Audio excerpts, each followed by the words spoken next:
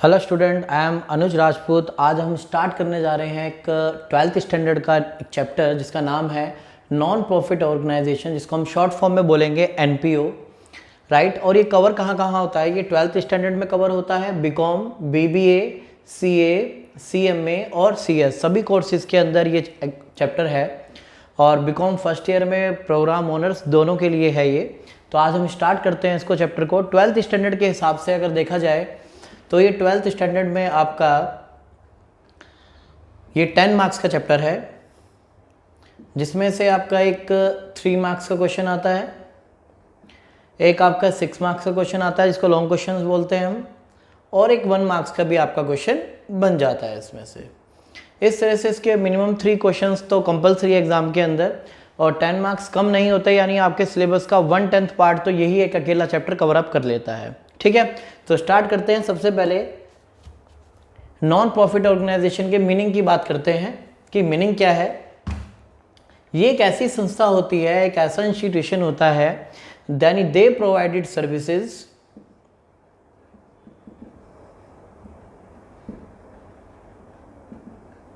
ये सर्विसेज देते हैं for welfare plus do not make any profit, यानी किसी भी तरह का जो है प्रॉफिट भी नहीं कमाते। यानी कि नॉन प्रॉफिट ऑर्गेनाइजेशन एक ऐसी संस्था है कि जो सर्विसेज देती है वेलफेयर के लिए और किसी तरह का उसमें प्रॉफिट नहीं कमाते। तो ऐसी संस्थाओं को हम बोलते हैं नॉन प्रॉफिट ऑर्गेनाइजेशन। बिल्कुल ठीक, ये एनजीओ की तरह भी होती है, नॉन गवर्नमेंट ऑर्गेनाइजेशन की तरह भी होती हैं, ये भी जो इसी तरह से वर्क करती हैं। तो ऐसे कुछ एग्जांपल्स की बात करते हैं जो आपके नॉन प्रॉफिट ऑर्गेनाइजेशन के अंदर कवर अप होते हैं। तो पहला जैसा कि आपका है, स्कूल्स जितने भी आते हैं आपके नॉन प्रॉफिट ऑर्गेनाइजेशन के अंदर आते हैं, कॉलेज जितने भी आते हैं ये भी इसके अंदर इंक्लूड होते हैं, चैरिटेबल इंस्टीट्यूशन जितने भी हैं वो भी सब इसके अंदर कवर अप होते हैं। टेम्पल की बात करें, मंदिर जितने भी हैं, हॉस्पिटल की बात करें तो ये सब जो हैं आपके charitable institute, temple, hospital, college, school, ये सब आपके नॉन प्रॉफिट ऑर्गेनाइजेशन के अंदर कवर अप होते हैं। अब कुछ स्टूडेंट्स इनको देखकर कंफ्यूज हो जाते हैं कि सर सबसे ज़्यादा पैसे तो आज के टाइम पे स्कूल कॉलेजेस यही कमाते हैं, हॉस्पिटल कमाते हैं। एक्चुअल में क्या होता है, वो पेमेंट लेते कुछ और हैं, जैसे डोनेशन देंगे आप, यानी कोई बंदा आएगा बच्चों के एडमिशन करवाएगा। जैसे मैं स्कूल की बात पे करूं तो क्या होगा, स्कूल में बच्चों का एडमिशन करवाना होगा, बच्चे का एडमिशन तो कर देंगे बट उसके लिए वो डोनेशन मांगेंगे और वो ब्लैक में मांगेंगे, यानी उसके लिए आपको कोई पर्ची नहीं दी जाएगी, कोई स्लिप नहीं दी जाएगी, तो वो पैसा स्कूल की ब्लैक मनी के अंदर आ जाता है। तो इसलिए बोला जाता है कि जो स्कूल है वो सबसे ज़्यादा कमाते हैं। बट अगर डाटा को देखा जाए स्कूल के कि जो भी आता है तो स्कूल कहता है ये हमने स्टाफ को डिस्ट्रीब्यूट कर दी सैलरी, या फिर हमने स्कूल के मेंटेनेंस पे लगा दिया, या स्कूल के अदर वर्क्स पे लगा दिया। सब चीज़ों में क्या करते हैं, उसको डिवाइड करके दिखा देते हैं और कहते हैं कि स्कूल ने कुछ भी नहीं बचाया। पर रियलिटी में यही है कि जो ब्लैक तरीके से किया जाता है वही इनकी मेन सोर्स ऑफ इनकम होती है।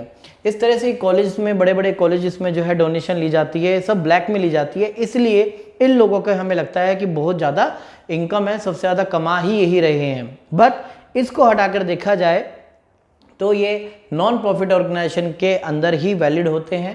ठीक है, वो तो एक चलो प्रैक्टिकल बात है, हमने एक बता दिया आपको, पर बुक्स में इस तरह की बातें नहीं बताई जाती। बुक्स में तो यही बताया जाएगा कि भी ये नॉन प्रॉफिट ऑर्गेनाइजेशन है, एक्चुअल में चल क्या रहा है, चलता क्या नहीं है, ये तो बात की बातें हैं। ठीक है, तो हम आगे बात करते हैं कि नॉन प्रॉफिट ऑर्गेनाइजेशन के अंदर सबसे पहले हमने देखा कि जो नॉन प्रॉफिट ऑर्गेनाइजेशन है ये सर्विसेज देती हैं वेलफेयर के लिए और किसी तरह का प्रॉफिट ये नहीं कमाती।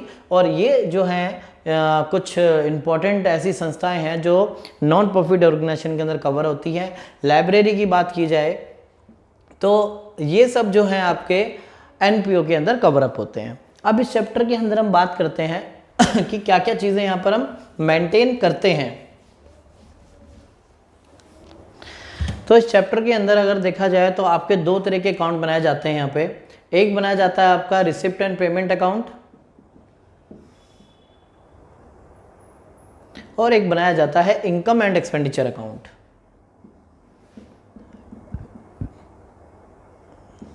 राइट। एक आपका रिसिप्ट एंड पेमेंट अकाउंट, दूसरा income and expenditure account. Receipt and payment account बिल्कुल सेम किसकी तरह से होता है, एज ए कैश बुक। आपने देखा होगा कैश बुक जब 11th स्टैंडर्ड में आपने पढ़ा था, जिसमें पैसा आता है और जाता है, यही चीज़ें रिकॉर्ड होती हैं। सेम उसी तरह रिसिप्ट एंड पेमेंट अकाउंट भी, यहाँ भी पैसा आएगा और जाएगा तो ही रिकॉर्ड होगा, अदरवाइज नहीं होगा। कैश बुक जो है वो आपका बिल्कुल कैसे बनाया जाता है, रिसिप्ट मैं सेम नहीं बोलूँगा इसलिए मैंने वर्ड यूज़ किया है, एज ए कैश बुक की तरह बनता है, सेम नहीं होता, एज ए यानी आप उसकी तरह बता सकते हैं। और रिसिप्ट एंड पेमेंट अकाउंट जो है आपका रियल अकाउंट के अंदर कवर अप होता है। एक बार ये नेचर पूछा गया था कि रिसिप्ट एंड पेमेंट अकाउंट का नेचर क्या है, तो आप ये बताते हैं कि यहाँ पे रियल अकाउंट है, right. Income and expenditure account ठीक उसी तरह बनता है जैसे आप फाइनल अकाउंट में प्रॉफिट एंड लॉस अकाउंट की तरह बनाते हैं, तो प्रॉफिट एंड लॉस अकाउंट की तरह आपका इनकम एंड एक्सपेंडिचर अकाउंट होता है। डेबिट में सारे एक्सपेंसेस आते हैं, क्रेडिट साइड में सारी इनकम आती है, और इनकम एंड एक्सपेंडिचर अकाउंट को हम बोलते हैं नॉमिनल अकाउंट, राइट। हालांकि कैश बुक भी रियल अकाउंट ही होता है, रिसिप्ट एंड पेमेंट भी रियल अकाउंट होता है, इनकम एंड एक्सपेंडिचर आपका नॉमिनल अकाउंट होता है। इसके बाद यहाँ पे बैलेंस शीट बनाई जाती है तो बैलेंस शीट यहाँ पे दो बनाई जाती है, एक ओपनिंग बैलेंस शीट बनाई जाती है और एक क्लोजिंग बैलेंस शीट बनाई जाती है, ठीक है जी। ये ओपनिंग बैलेंस शीट से यहाँ पर हम बैलेंसिंग फिगर निकाला करते हैं और वो बैलेंसिंग फिगर यहाँ से क्लोजिंग में जाता है और ये आपकी बैलेंस हो जाती है। जी हाँ, यहाँ पे ओपनिंग बैलेंस शीट यानी दो बैलेंस शीट बनाई जाती है। ओपनिंग बैलेंस शीट से कुछ फिगर निकाले जाते हैं, ये इक्वल नहीं होती, इसमें से बैलेंसिंग फिगर निकाला जाता है, वो बैलेंसिंग फिगर आपका क्लोजिंग बैलेंस शीट में जाता है, देन क्लोजिंग बैलेंस शीट आपकी बैलेंस हो जाती है। तो अब इनके हम फॉर्मेट की बात करते हैं थोड़ा विस्तार से कि रिसिप्ट एंड पेमेंट अकाउंट कैसे बनता है, इनकम एंड एक्सपेंडिचर अकाउंट कैसे बनता है और बैलेंस शीट आपकी कैसे बनाई जाती है, right. Receipt and payment account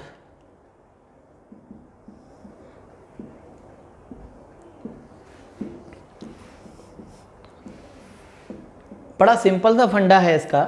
जो डेबिट साइड होती है वो आपकी रिसिप्ट साइड होती है जहां पे पैसा आपको आता है, पेमेंट साइड आपका पैसा जाता है। आपका मतलब यहां पर एनपीओ की बात कर रहे हैं, यानी जो भी पैसा आएगा और जाएगा, तो हम किसी भी एनपीओ की रिगार्डिंग में बात कर रहे हैं। एक एनपीओ के पास यहाँ पर पैसा आएगा और यहाँ से पैसा जाएगा, तो यहाँ पे कुछ ओपनिंग बैलेंस होते हैं।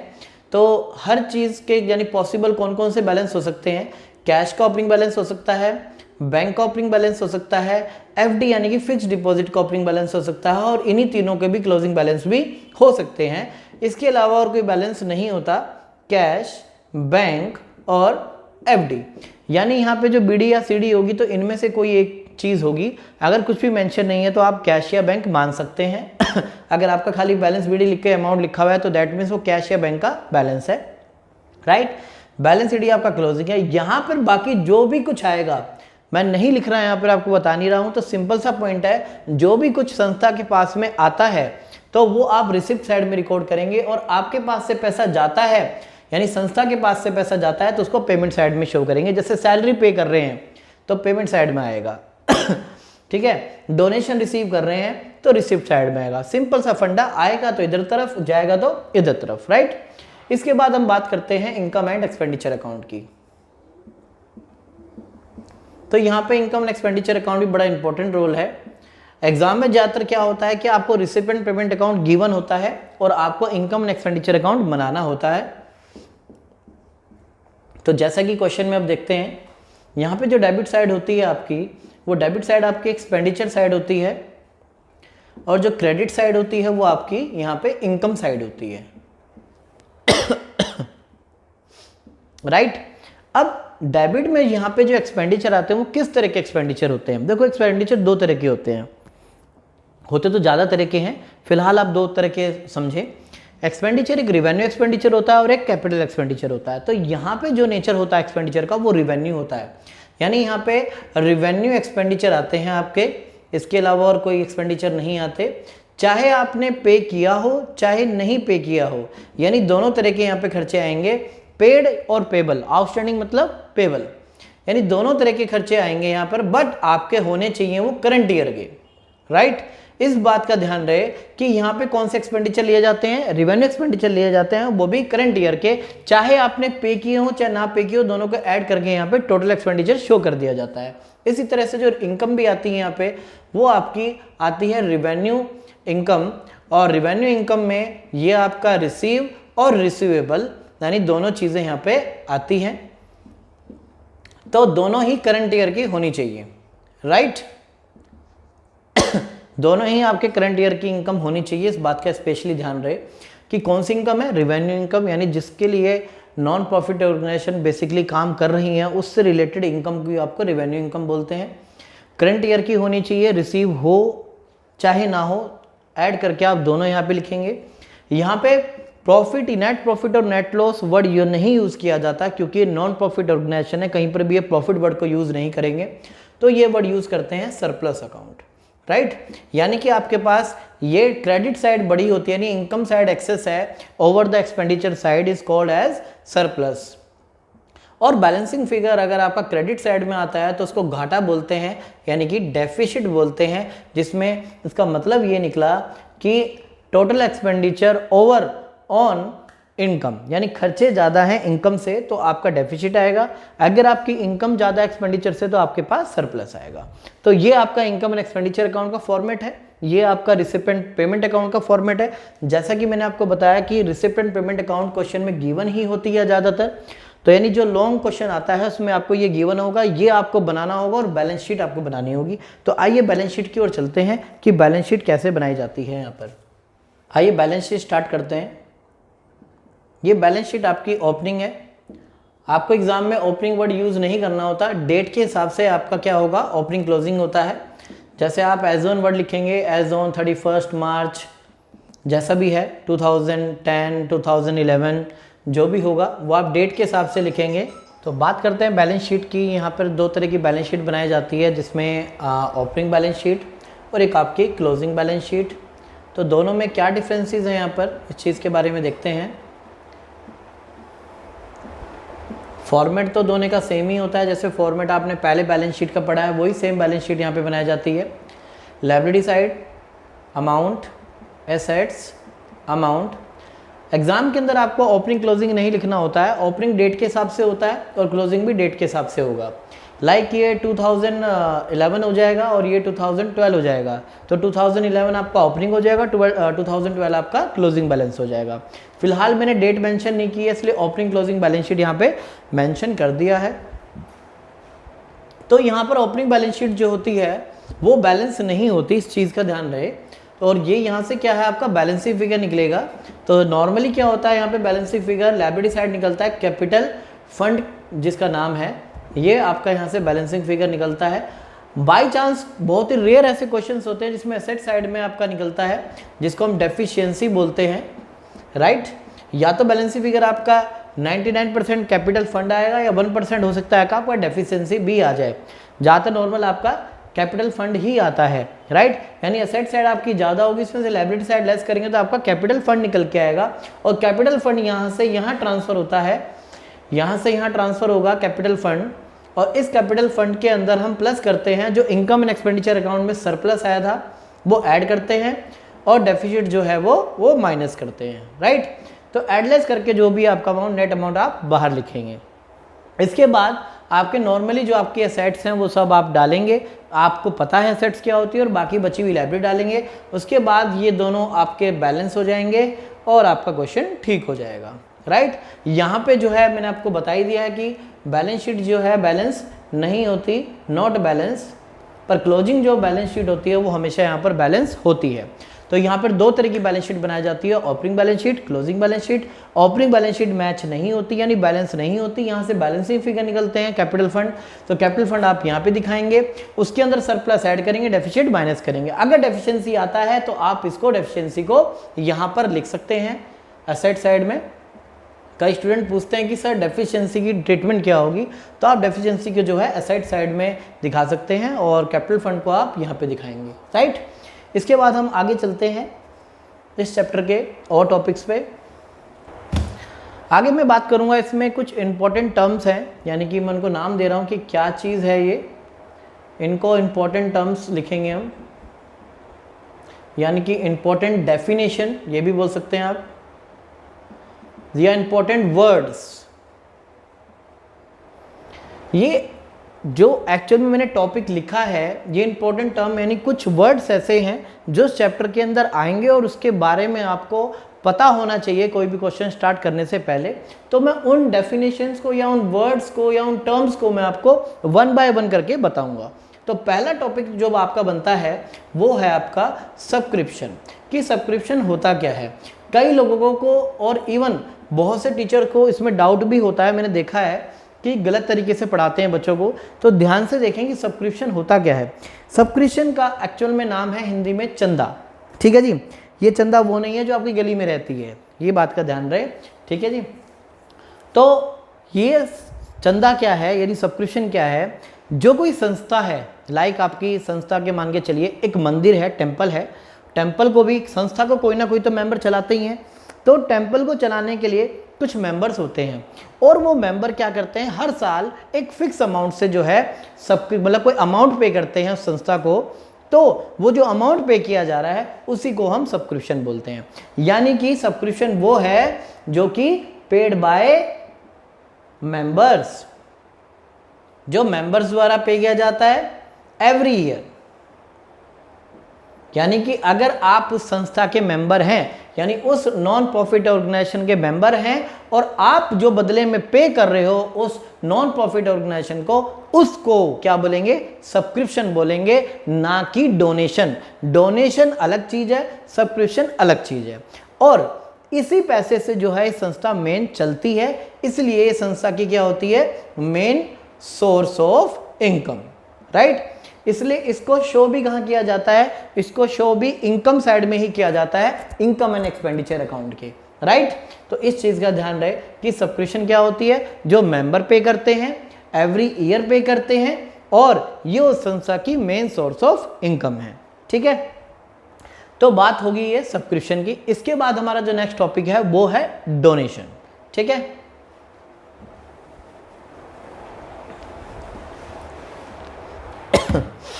तो डोनेशन के बारे में बात की जाए,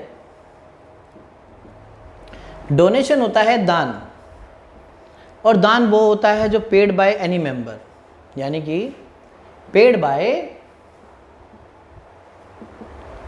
एनी पर्सन, जो कोई भी पर्सन पे कर दे वो आपका डोनेशन होता है। मेंबर जो पे करेगा वो सब्सक्रिप्शन ही होती है। तो डोनेशन क्या है, जिसको कोई भी दे दे, राइट। डोनेशन दो तरह की होती है, एक आपका जनरल डोनेशन होती है और एक आपका स्पेसिफिक डोनेशन होती है, राइट।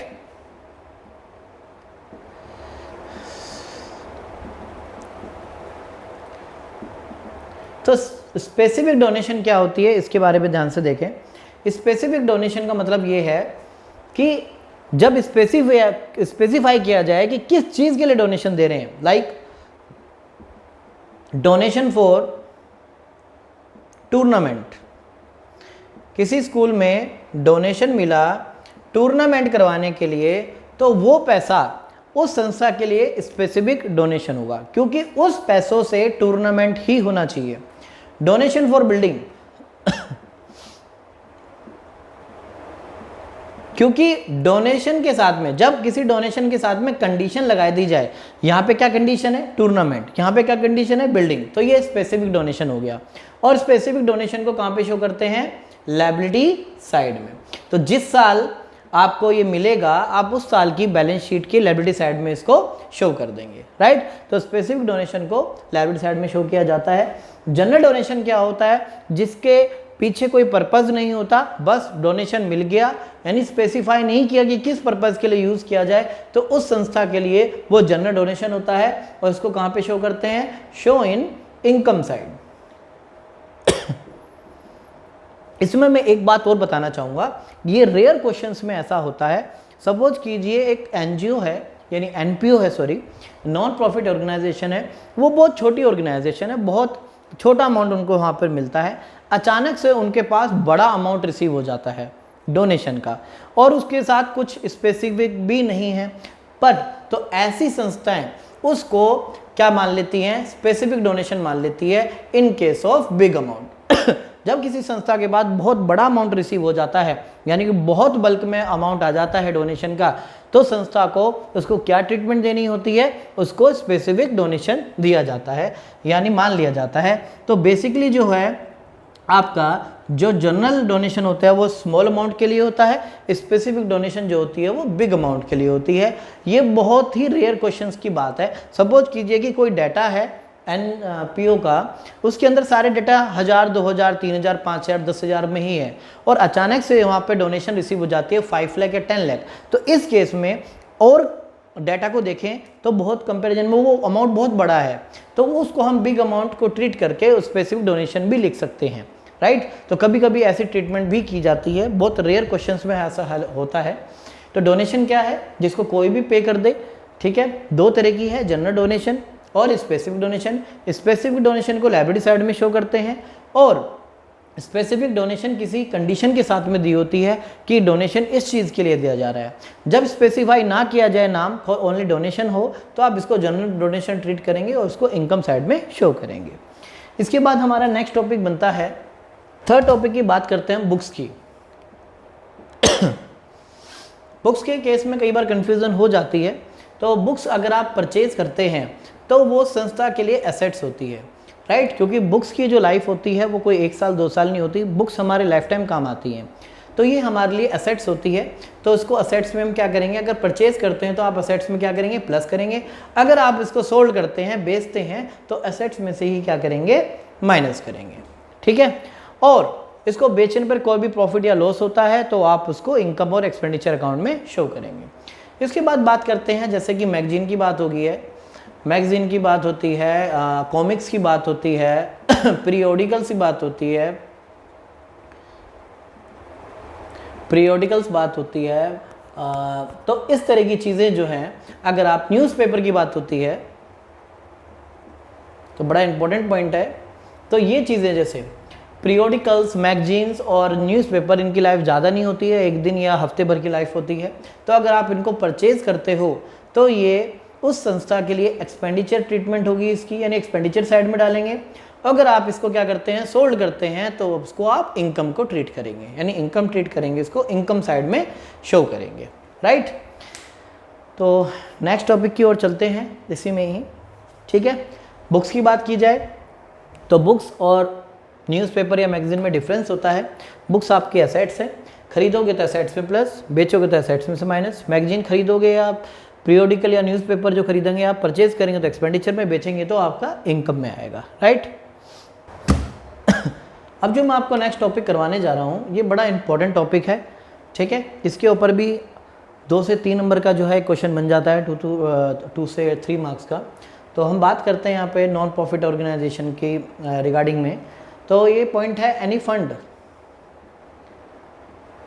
फंड या रिजर्व, बात मेरी ध्यान से सुनना, कोई भी फंड या रिजर्व अगर कंपनी को, यानी कि किसी भी ऑर्गेनाइजेशन को मिलता है, नॉन प्रॉफिट ऑर्गेनाइजेशन को मिलता है, तो आप इसकी ट्रीटमेंट कैसे करेंगे, वो आप लायबिलिटी साइड पे शो करेंगे। Show in liability side. ये नॉन प्रॉफिट ऑर्गेनाइजेशन नहीं, कोई भी कंडीशन में, कोई भी, चाहे कंपनी अकाउंट हो, पार्टनरशिप अकाउंट हो या नॉन प्रॉफिट ऑर्गेनाइजेशन हो, any kind of fund and reserve show in the liability side. इनको लायबिलिटी साइड में शो करते हैं। बट इसमें जो एडिशनल कंडीशन मैं आपको बता रहा हूं, अगर इस फंड से रिलेटेड आपकी कोई भी इनकम होती है या आपको रिवेन्यू होती है, तो उसको लायबिलिटी में ही आप क्या करेंगे, ऐड करेंगे, राइट। यानी यहाँ उसी साइड में ऐड करेंगे, यानी उसी कंटेंट में, उसी हेडिंग में, उससे रिलेटेड इनकम उसी में ही क्या करेंगे, आप ऐड कर देंगे। और उससे जो रिलेटेड एक्सपेंडिचर है, खर्चे हैं, उसको लायबिलिटी में से ही क्या करेंगे, माइनस कर देंगे, राइट। इस चीज का भी ध्यान रहे, यानी कि उस फंड से रिलेटेड इनकम वहीं पर ही एडलेस होंगी, ना कि आपके इनकम और एक्सपेंडिचर में जाएगी। इस बात का ध्यान रखें, बहुत ही इंपॉर्टेंट टॉपिक है। मैंने आपको बताया इससे रिलेटेड जो आपका है करीबन 2 से 3 नंबर के लिए जो है क्वेश्चन आ जाता है, राइट। तो आपकी ही बुक के कुछ क्वेश्चंस हैं, अभी वो हम करेंगे। फिलहाल हम इसके एक और टॉपिक, पहले एक और टॉपिक के बारे में डिस्कस कर लेते हैं, फिर इस क्वेश्चन की ओर चलेंगे। फिलहाल इसको आप ध्यान रखिएगा कि एनी फंड या रिजर्व लायबिलिटी साइड में शो होते हैं और उनसे रिलेटेड, फंड से रिलेटेड ही जो इनकम है वो लायबिलिटी में ही ऐड होगी और फंड से रिलेटेड ही जो खर्चे हैं वो वहीं से ही माइनस होने चाहिए, पर उससे रिलेटेड ही फंड होना चाहिए, ये बात ध्यान रखा जाए। अगर मैच फंड है तो मैच फंड में से आप प्राइस से रिलेटेड कोई चीज़ें एडलेस नहीं कर सकते। प्राइस से चीज़ें एडलेस प्राइस फंड में से ही एडलेस होंगी, मैच फंड में से मैच के ही एक्सपेंस और मैच की ही इनकम एडलेस होंगी, राइट। ठीक है, अब इसके बाद हम बात करते हैं अपने नेक्स्ट टॉपिक की ओर, वो भी एग्जाम में बड़ा इंपॉर्टेंट है। एग्जाम में कंपलसरी मैं मान के चलता हूँ कि इसके ऊपर जो है आपके 3 मार्क्स का कंपलसरी क्वेश्चन आता है, तो इसके बारे में जरा हम बात कर लेते हैं। 6 टॉपिक जो है वो आपका है कंज्यूमेबल आइटम। कंज्यूमेबल आइटम या जिसको हम बोलते हैं यूज्ड आइटम, जो आइटम कितना यूज हो गया है, यानी कोई आइटम है आपने उसको कितना कंज्यूम कर लिया है या सिंपल सी भाषा में कितना आपने यूज कर लिया है, हम ये निकालने जा रहे हैं। पहली बात तो ये देखते हैं कि कुछ ऐसे कंज्यूमेबल आइटम के बारे में देखते हैं कि ऐसे कौन कौन से एग्जांपल हैं जो कंज्यूमेबल आइटम के अंदर आते हैं। अगर मैं एक बात करूं हॉस्पिटल की, तो हॉस्पिटल में मेडिसिन का यूज होता है, तो मेडिसिन उसके लिए क्या है, मेडिसिन उसके लिए वो कंज्यूमेबल आइटम है। स्टेशनरी भी यूज होती है हर जगह, पोस्टेज एंड स्टेशनरी, तो ये भी आपका एक कंज्यूमेबल आइटम है। क्या लैंडर बिल्डिंग यूज नहीं हो सकती है, लैंडर बिल्डिंग यूज होगी, यानी डेप्रेशन लगता है उस पर भी, तो आप वो भी निकाल सकते हो कितना यूज हो गया। तो फर्नीचर भी है, तो कुछ भी तरह की चीज़ें हो सकती हैं। माना अगर एक क्लब है तो वहाँ पर क्या होगा, स्पोर्ट्स इक्विपमेंट्स होंगे, इक्विपमेंट कोई भी हो सकते हैं। एक हॉस्पिटल में भी इक्विपमेंट्स हो सकते हैं। इनमें रिफ्रेशमेंट होती है, तो रिफ्रेशमेंट जो है ये भी आपके कंज्यूमेबल आइटम में है। इनमें से ये ही नहीं, कोई और भी आइटम हो सकते हैं। तो ये सब आइटम जो है कंज्यूमेबल है, कितना कंज्यूम हो गए ये निकालने के लिए क्वेश्चन आता है। तो उसको निकालने की कुछ टेक्निक्स है, कुछ मेथड है, वो हमें देखने हैं। ये क्लियर है कि कोई भी आइटम यूज या कंज्यूमेबल कैसे निकालेंगे, यानी इसका एग्जाम्पल कौन कौन से हैं। ये एग्जाम्पल है, कोई और भी आइटम इसमें हो सकते हैं। तो कैसे निकलता है कंज्यूमेबल, मैं आपको ये बताने जा रहा हूं। तो यहाँ पे 2 तरह के क्वेश्चन बनते हैं, जिसमें एक पेड वर्ड यूज होता है, पेड वर्ड का यूज किया जाता है, एक में परचेज वर्ड यूज किया जाता है। तो पहले वाला जो है मैं परचेज वाला यूज कर लेता हूँ, परचेज वर्ड यूज किया जाता है, और एक में पेड वर्ड यूज किया जाता है। यानी वर्ड यूज करने पे बड़ा एक फंडा है यहाँ पर।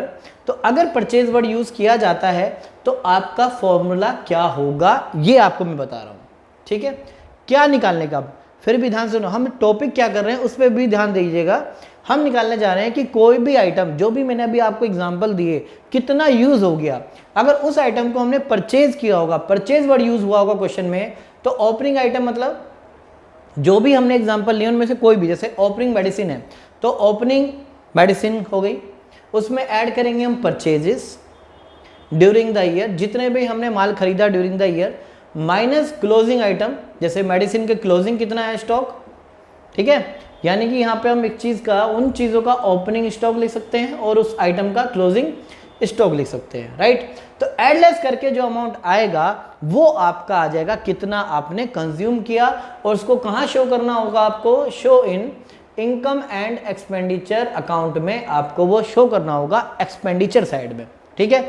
यानी ये प्लस माइनस होके आया क्या, ये प्लस माइनस होके वो जो भी स्टॉक था, मेडिसिन था, लैंडर बिल्डिंग थी, प्लांटर मशीनरी थी, फर्नीचर था, रिफ्रेशमेंट थी, उसका निकल के आएगा वो कितना यूज हो गया, राइट।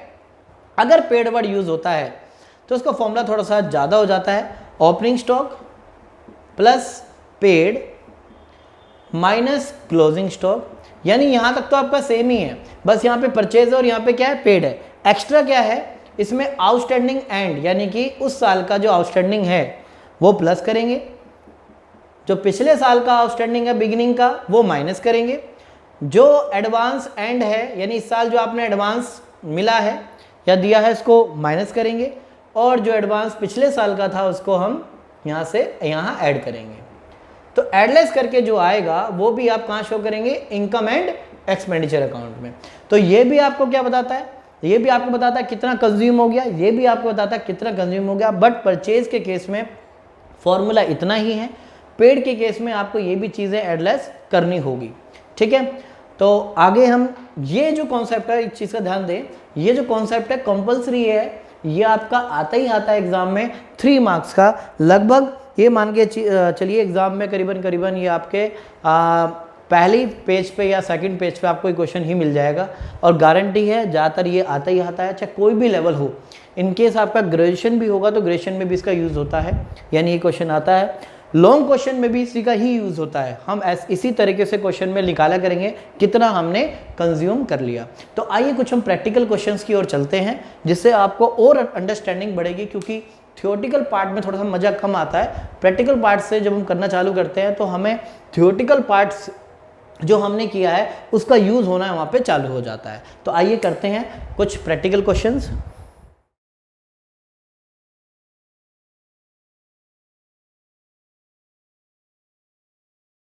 आइए चलिए बात करते हैं यहाँ पे क्वेश्चन नंबर 5 की। ये जो क्वेश्चन नंबर 5 है ये टीएस गरेवाल का 5th क्वेश्चन आपकी बुक का, जो वॉल्यूम 1 में एनपीओ के अंदर है। तो 5th क्वेश्चन है अनसोल्ड, इसके बारे में बात करने जा रहे हैं। क्वेश्चन है from the following particular evergreen club prepare a receipt and payment account. तो यहाँ पे हम रिसिप्ट एंड पेमेंट अकाउंट बना रहे हैं, रिसिप्ट एंड पेमेंट अकाउंट। जैसा कि मैं आपको फॉर्मेट पहले ही बता चुका हूँ कि इसका फॉर्मेट में क्या होता है कि जो डेबिट साइड है वो आपके रिसिप्ट साइड होती है, और क्रेडिट साइड जो होती है वो आपकी पेमेंट साइड होती है। तो सबसे पहले यहाँ पर ओपनिंग होता है टू बैलेंस बीडी और बाय बैलेंस आपका सीडी, राइट। तो देखते हैं यहाँ पे ओपनिंग बैलेंस क्या है। तो आपको देखेंगे क्वेश्चन में लिखा होगा कैश इन हैंड ऑन 1 अप्रैल 2018। अगर आपकी न्यू बुक है तो यहाँ पे 2019 लिखा होगा। एक्चुअल में क्या है कि मेरे पास पुरानी उसके अकॉर्डिंग कुछ डेटा था, तो मैं पुरानी बुक के हिसाब से बता रहा हूँ। तो कैश इन हैंड आपका लिखा हुआ है 1 अप्रैल 2018। तो आपके पास कैश जो है वो 50,000 है, और बैंक जो है आपके पास वो आपका 3,40,000 है, राइट। ये आपको दोनों के ओपनिंग बैलेंस दिए हुए हैं, कैश के भी और बैंक के भी। इसके बाद लिखता है सब्सक्रिप्शन रिसीव। तो सब्सक्रिप्शन रिसीव हो रही है तो रिसिप्ट साइड में आएगी, यानी सब्सक्रिप्शन यहाँ पे डाल देते हैं रिसिप्ट साइड में। 15,70,000 आपकी सब्सक्रिप्शन है। इसके बाद में डोनेशन रिसीव है, तो टू डोनेशन आपकी आएगी इसमें 2,80,000। इसके बाद हम बात करते हैं इन्वेस्टमेंट परचेज। आप इन्वेस्टमेंट खरीदेंगे तो आपकी तरफ से क्या होगी, पेमेंट होगी। तो इन्वेस्टमेंट आपकी दी हुई है 5 लाख, और रेंट पेड करेंगे आप, bye rent paid 50,000, bye general expense, मैं जी एक्सपेंस लिख देता हूँ शॉर्ट फॉर्म में, 50,000। इसके बाद है आपका पोस्टेज एंड स्टेशनरी, तो शॉर्ट फॉर्म में लिख देते हैं P&S, पोस्टेज एंड स्टेशनरी 25,000। इसके बाद आपका न्यूज़पेपर एंड मैगजीन्स है जो कि एक्सपेंस होते हैं, और पेमेंट कर रहे हैं तो पेमेंट साइड आएगा। सेल्स ऑफ ओल्ड न्यूज़पेपर, तो सेल्स ऑफ ओल्ड न्यूज़पेपर जो है आपकी रिसिप्ट है, पैसे आपके पास आएंगे 12,000। बुक्स परचेज की है तो बुक्स आपके एक्सपेंडिचर होता है, पेमेंट जाएगी बुक्स परचेज करने में 3,40,000। इसके बाद में स्पोर्ट्स मटेरियल परचेज किए हैं 4,70,000 बाय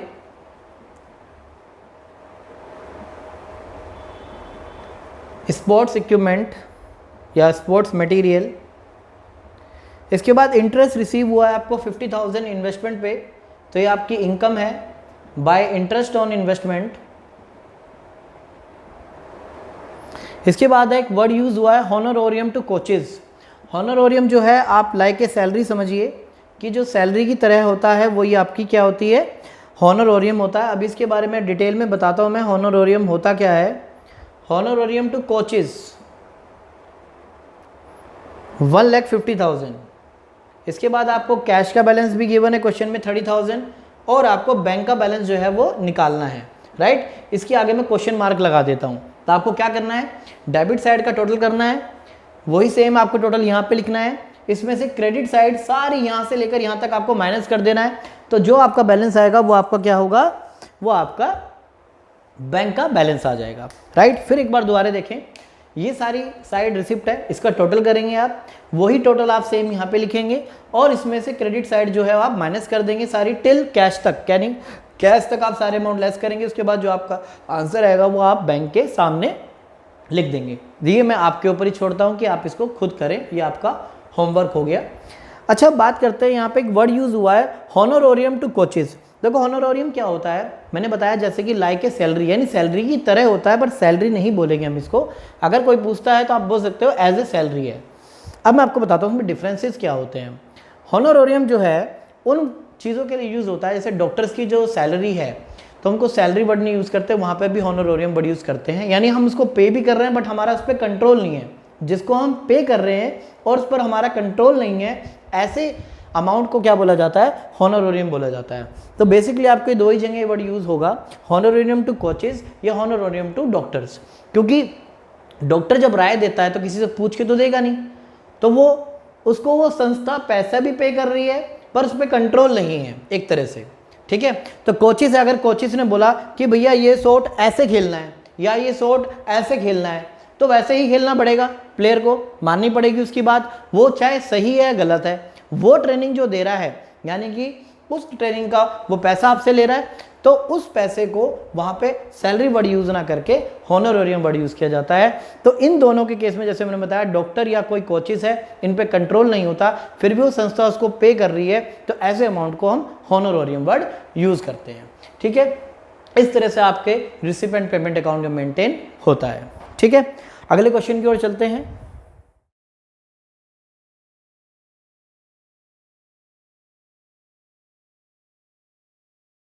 अब हम क्वेश्चन नंबर 7 करने जा रहे हैं।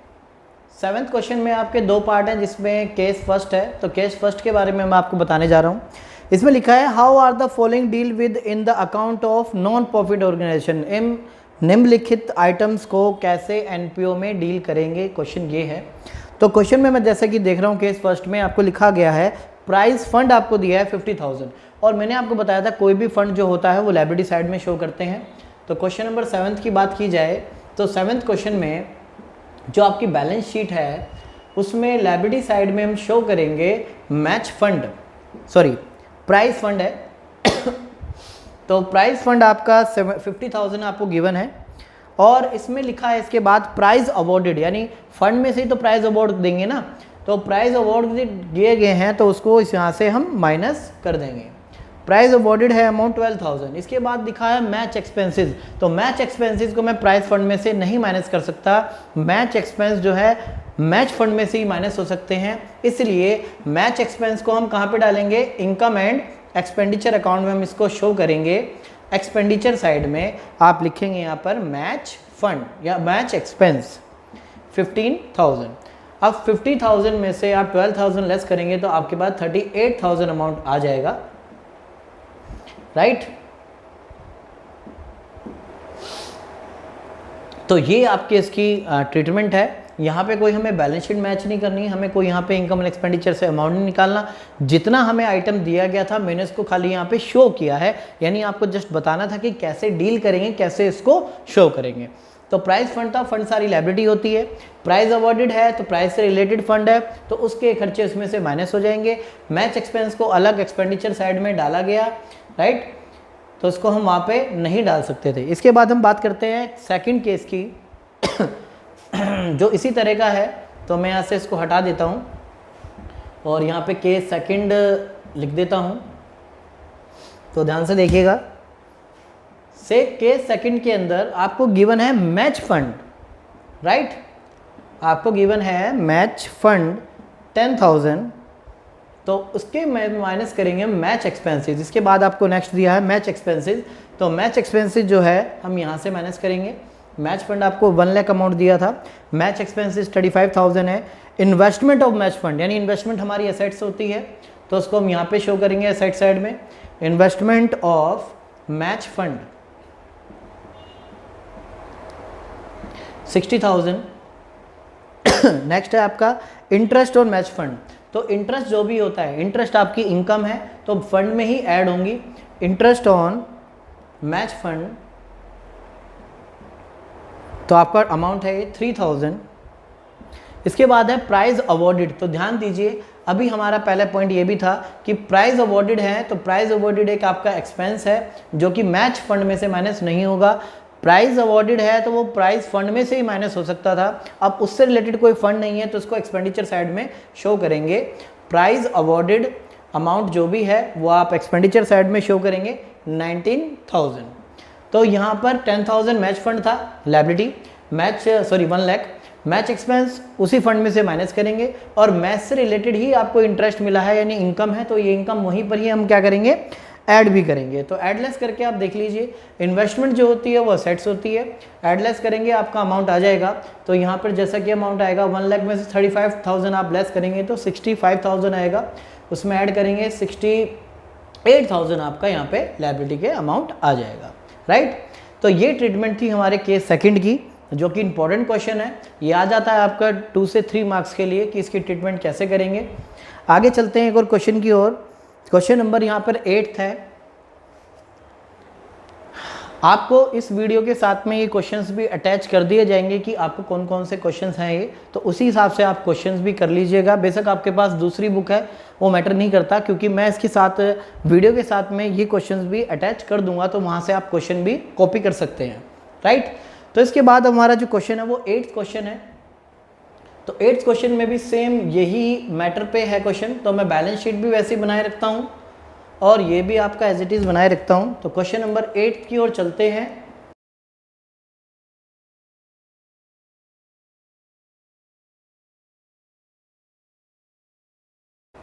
बैलेंस शीट हमारी तैयार है, हमारा इनकम एंड एक्सपेंडिचर तैयार है। तो बात करते हैं हम। सबसे पहले लिखा है मैच फंड, तो फंड है तो आपके सारे कहाँ पे आएंगे, लायबिलिटी के अंदर आएंगे। Match fund 80,000। मैच फंड से रिलेटेड आपकी इन्वेस्टमेंट है, तो मैच फंड इन्वेस्टमेंट है, कोई भी इन्वेस्टमेंट होती है वो आपकी एसेट्स ही होती है, इसको आप एसेट साइड में शो करेंगे 72,000। मैच फंड का आपका बैंक बैलेंस है, तो मैच फंड बैंक बैलेंस आपका एसेट्स होती है, इसको भी हमने शो कर दिया यहाँ पे 3500। इंटरेस्ट आ रहा है मैच फंड से, तो इंटरेस्ट उसी फंड में क्या करेंगे, ऐड करेंगे। Interest on match fund investment, ये आपका 2880 है। इसके बाद मैच एक्सपेंसेस हैं, तो सारे जो एक्सपेंसेस हैं वो आप यहीं से ही क्या करेंगे, माइनस करेंगे 5500। तो एडलेस करके एक बार इसको देख लेते हैं कि कितना अमाउंट शो हो रहा है।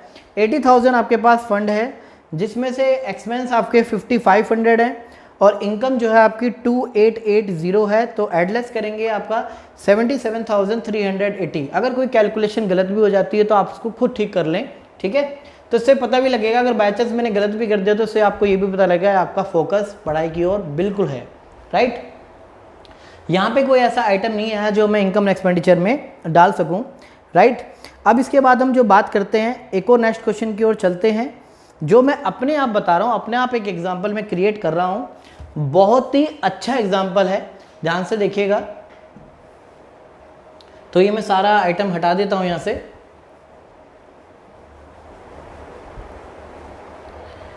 ऐसा क्वेश्चन एग्जाम में कई बार आया है, लॉन्ग क्वेश्चन में भी और शॉर्ट क्वेश्चन में भी पूछा गया है। तो मैं यहाँ पे एक एग्जाम्पल क्रिएट करता हूँ।